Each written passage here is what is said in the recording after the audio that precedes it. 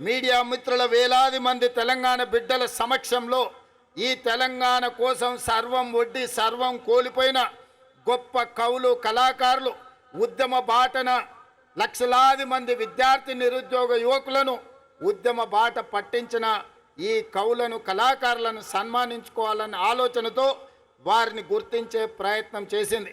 అందులో గూడ అంజయ్య తెలంగాణ ఉద్యమం సందర్భంగా అయ్యోనివా ఓరి రాజుగానే అయ్యోనివా అనే పాట లేదా ఓరి రాజుగా అనే పాట ఇలాంటి గొప్ప గొప్ప పాటల ద్వారా తెలంగాణ ఉద్యమాన్ని ముందుకు నడిపించిన గూడె అంజయ్యను తెలంగాణ రాష్ట్ర ప్రభుత్వం గుర్తించాలన్న ఆలోచన చేసింది.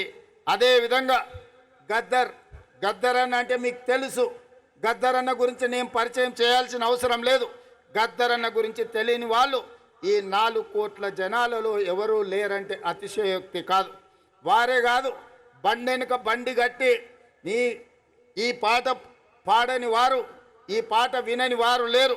బండి యాదగిరి కుటుంబాన్ని ఈరోజు తెలంగాణ రాష్ట్ర ప్రభుత్వం గౌరవించాలని నిర్ణయం తీసుకున్నది. అదేవిధంగా ఇంతకుముందే సన్మానించుకున్న అందశ్రీ గురించి నేను కొత్తగా చెప్పవలసిన అవసరం లేదు. అదేవిధంగా గోరెటి వెంకన్న, అదేవిధంగా సుద్దాల అశోక్ తేజ, అదేవిధంగా జయరాజ్, అదేవిధంగా పాశం యాదగిరి, అదేవిధంగా ఎక్క యాదగిరిరావు గారు ఈరోజు మనం నివాళులు అర్పించే అమరవీరుల స్తూపాన్ని ఎక్క యాదగిరిరావు గారే తీర్చిదిద్దిండ్రు.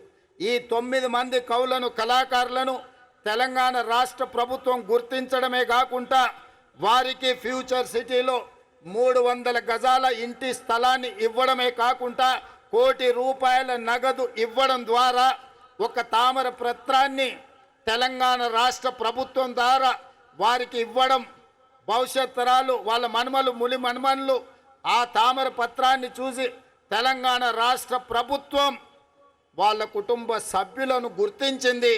తెలంగాణ ఉద్యమంలో వారి త్యాగం, వారి పోరాటం ఎంతో స్ఫూర్తిని నింపింది అని చెప్పి ఈ 9 మంది కవులను కళాకారులను తెలంగాణ రాష్ట్ర ప్రభుత్వం గుర్తించి సన్మానించాలనుకుంటుంది.